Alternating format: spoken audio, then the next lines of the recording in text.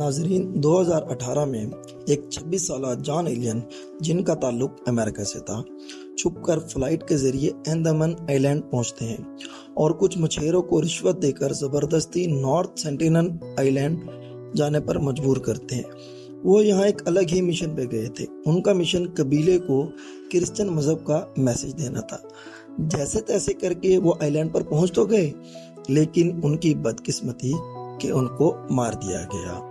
मरने से पहले उन्होंने अपनी डायरी में कुछ लिखा, जो ये था।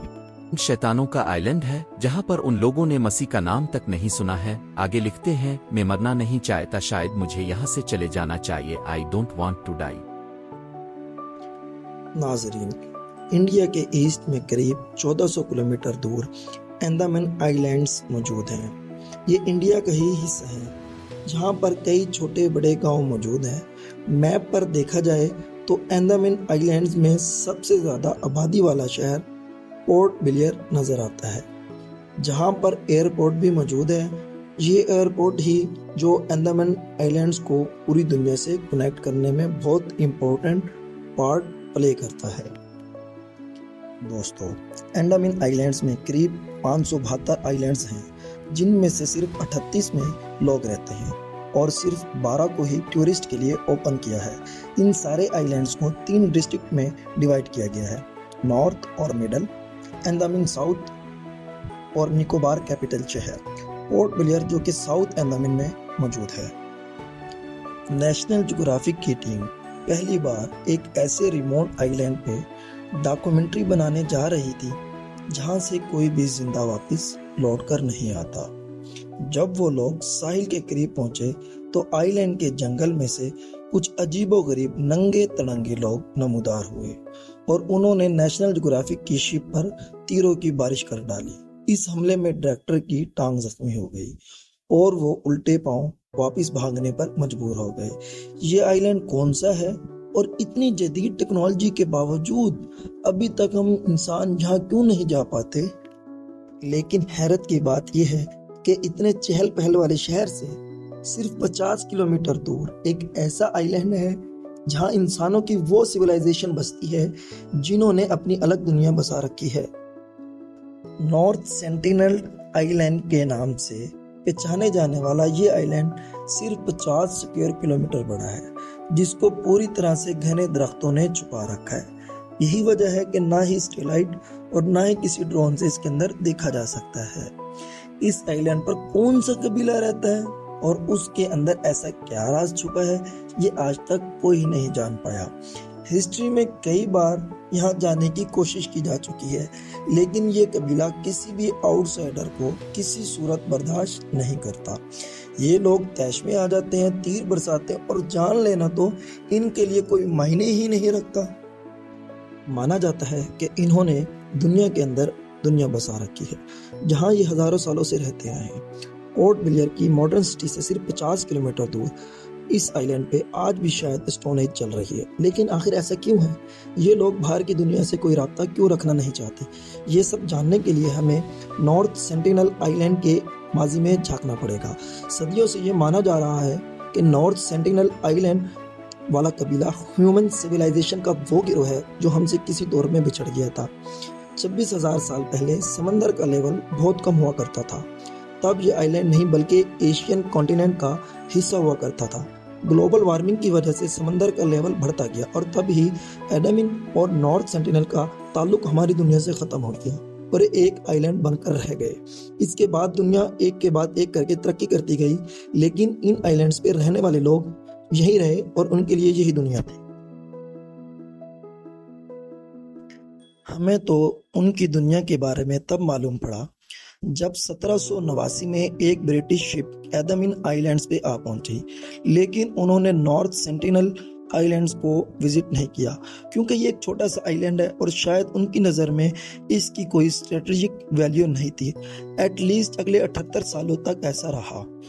साल 1867 में जब इंडिया पर ब्रिटिश राज था, तब उनकी एक शिप इंडिया कोस्ट से अंडमान आइलैंड्स जा रही थी, तो रास्ते में नॉर्थ सेंटिनल आइलैंड्स के करीब वो खराब हो गई। इस शिप पे 106 ब्रिटिश और इंडियंस मौजूद थे। उन्होंने समझा कि ये आइलैंड बेआबान है और यहाँ शायद कोई नहीं रहता, लेकिन उनकी ये सोच कुछ ही लम्हे में बदलने वाली थी।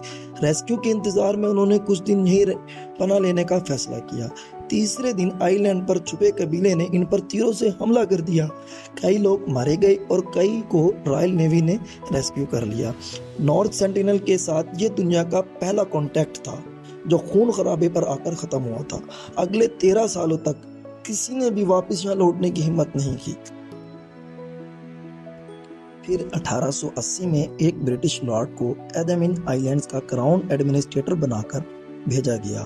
उनका नाम मॉरिस वेडाल पोर्टमैन था और उन्होंने नॉर्थ सेंटिनल आइलैंड्स पे जाने का फैसला किया क्योंकि पोर्टमैन वो सारा एरिया खुद देखना चाहते थे जिसके वो क्राउन एडमिनिस्ट्रेटर बनकर आए थे। उनका प्लान था कि वो कबीले के चंद लोगों को किडनैप करके उनको एडमिन आइलैंड्स लेकर आएंगे, उनका ठीक से ख्याल रखेंगे और फिर एक अच्छे पैगाम के साथ, एक अच्छे मैसेज के साथ उनको वापस भेजेंगे। शायद इससे वो खोए हुए कबीले से एक अच्छा कांटेक्ट बना सकें, उनको ये एहसास दिला सकें कि वो भी हमारी तरह के ही इंसान है। पोर्टमैन नॉर्थ सेंटिनल आइलैंड गए और कई दिन तक कबीले से छुपने में कामयाब रहे। फिर उनको यहाँ एक फैमिली नजर आई जिसमें एक कपल और उनके 4 बच्चे थे। पोर्टमैन ने फैमिली को किडनैप किया और उनको एनामिन आइलैंड्स पे लेकर आ गए। नॉर्थ सेंटिनल आइलैंड की हिस्ट्री में पहली बार उनको बाहर की दुनिया से कांटेक्ट हुआ था। दुनिया में फैली गई कई बीमारियां उनकी बॉडी के लिए बिल्कुल नहीं थी। बड़ी एज वाले कपल इन बीमारियों की लपेट में आ गए और जिंदगी की बाजी हार गए। क्राउन एडमिनिस्ट्रेटर पोर्टमैन को बड़ा अफसोस हुआ क्योंकि उसको अपना प्लान फेल होता दिखाई दिया। उन्होंने 4 बच्चों को गिफ्ट्स दिए और उनको वापस नॉर्थ सेंटिनल आइलैंड्स भेज दिया। पोर्टमैन ने अपनी डायरी में लिखा कि हमारा मिशन फेल हो गया है, हमने सेंटिनल्स के दिल में मजीद खौफ डाल दिया है और ये बेहतर होगा कि उनको अकेला छोड़ दिया जाए। अब ये भी पॉसिबल है कि लौटने वाले बच्चों ने कबीले के मजीद लोगों में बाहर का वायरस फैला दिया जिससे वहाँ और भी लोग मारे गए हों, और यह भी हो सकता है कि उन्होंने अपने माँ बाप की मौत का जिम्मेदार हमें ठहरा दिया हो। लेकिन उस दिन के बाद से नॉर्थ सेंटिनल के इस कबीले के बाहर की दुनिया पर गुस्सा मजीद बढ़ गया। अगली कई दहाइयों तक कोई गलती से भी नॉर्थ सेंटिनल आइलैंड जाता तो उसको कबीला मारकर उसकी लाश को साहिल पर ही लटका देता, जो इस बात की सीधी अलामत थी कि हमारे पास आने की गलती भी मत करना। 1947 में जब इंडिया आज़ाद हुआ तो बंटवारे में एडमिन आइलैंड्स तक का सारा एरिया इंडिया के हिस्से में आ गया। यहाँ रहने और बसने वाले तमाम लोग अब इंडियंस कहलाने लगे, जिसमें नॉर्थ सेंटिनल आइलैंड वाला कबीला भी शामिल था। बेशक इस कबीले को तो ये मालूम भी नहीं था कि इंडिया क्या है। इंडियन गवर्नमेंट ने फैसला किया कि इस नाराज कबीले से एक पीसफुल कांटेक्ट किया जाए। 1967 में ये जिम्मेदारी त्रिलोकनाथ पंडित को सौंपी। 1974 में नेशनल ज्योग्राफिक ने आइलैंड पर एक डॉक्यूमेंट्री बनाना चाही जिसका नाम man in search of man रखा गया। उनकी टीम में एक बड़ी बोट जिस पर सवार थे उनके सिक्योरिटी गार्ड्स, फिल्म क्रू और त्रिलोकनाथ पंडित। उनका ख्याल था कि वो आइलैंड के और ज्यादा करीब जाकर गिफ्ट्स रखेंगे जो लहरों पर तैर कर साहिल पर पहुंच जाएंगे। पहले वो कबीले का भरोसा जीतेंगे और फिर डॉक्यूमेंट्री की शूटिंग भी करेंगे। वो 3 दिनों तक गिफ्ट्स फेंकते रहे, लेकिन जब वो साहिल के करीब गए तो उनका प्लान बुरी तरह से फेल हो गया। कबीले के फाइटर्स ने उनके सामने गिफ्ट्स तोड़ दिए और तीरों की बारिश कर डाली, जिसमें से एक तीर सीधा डायरेक्टर की टांग पर आकर लगा। नेशनल ज्योग्राफिक की टीम ने शूटिंग कैंसिल कर दी और उनके पास उल्टे पांव भागने के सिवा कोई ऑप्शन न था। आइलैंड के अंदर की कुछ फुटेज वो दूर से ही रिकॉर्ड करने में कामयाब हुए थे और ये नॉर्थ सेंटिनल आइलैंड की पहली और आखिरी फुटेज है। नेशनल ज्योग्राफिक ने तो अपना मिशन कैंसिल कर दिया, लेकिन हेड एंथ्रोपोलॉजिस्ट त्रिलोकनाथ पंडित यहाँ पर फिर भी आते रहते और कबीले को दूर से ही गिफ्ट देकर वापस चले जाते। कई सालों के बाद आखिरकार एक दिन वो कबीले से दोस्ताना कांटेक्ट बनाने में कामयाब हो गए। उन्होंने कई फोटोग्राफ्स भी कैप्चर किए जिसमें कबीले के लोगों को गिफ्ट्स लेते भी देखा गया।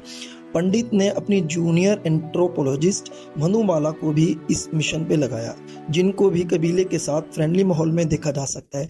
कई सालों तक ये फ्रेंडली माहौल चलता रहा। First contacted by the government in 1991. The contact party under the administration is always accompanied by security. The arrow shooting sentinels are a constant fear. क्या ये तीर तलवार युग युग पुराना कोई संदेश तो नहीं दे रही, जिसे शायद आज का इंसान भूल बैठा है। लेकिन फिर 1981 में एक शिप आइलैंड पे आकर फंस गई। ये पनामा में रजिस्टर्ड MV प्रेमरोज शिप थी। इसमें 30 लोग सवार थे जो रेस्क्यू का वेट करने लगे। कई दिनों के बाद उन्होंने नोटिस किया कि 50 से ज्यादा लोग आइलैंड से निकलकर उनकी तरफ तीर फेंक रहे हैं। उन्होंने कंपनी से इमरजेंसी कांटेक्ट किया और हेलीकॉप्टर की मदद से उनको वहां से एयरलिफ्ट कर लिया गया। उनकी शिप आज भी नॉर्थ सेंटिनल आइलैंड के साहिल पे मौजूद है, जिसको गूगल अर्थ पे देखा जा सकता है। एक बात तो क्लियर है कि किसी भी रीजन की वजह से नॉर्थ सेंटिनल आइलैंड के लोग अगर किसी पे रहम दिल रहे तो वो है त्रिलोकनाथ पंडित और उनकी जूनियर मधुबाला। लेकिन जब पंडित रिटायर हुए तो इंडियन गवर्नमेंट ने सेंटिनल आइलैंड के तमाम फ्यूचर विजिट्स कैंसिल कर दिए और आइलैंड को सील कर दिया गया। तब से लेकर इसके इर्द गिर्द इंडियन नेवी की शिप्स पेट्रोल करती है। किसी को भी किसी भी वजह से यहाँ जाने की परमिशन नहीं है। लेकिन बात यहाँ खत्म नहीं हुई। 2006 में गलती से 2 मछेरे इस आइलैंड पे जा पहुंचे।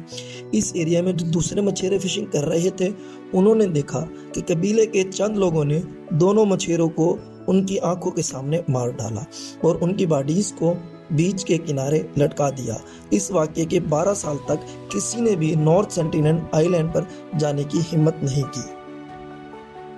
2018 में 26 साल जॉन एलियन, जिनका ताल्लुक अमेरिका से था, छुपकर फ्लाइट पे अंडमान आइलैंड पहुंचे और कुछ मछेरों को रिश्वत देकर ज़बरदस्ती नॉर्थ सेंटिनल आइलैंड जाने पर मजबूर किया।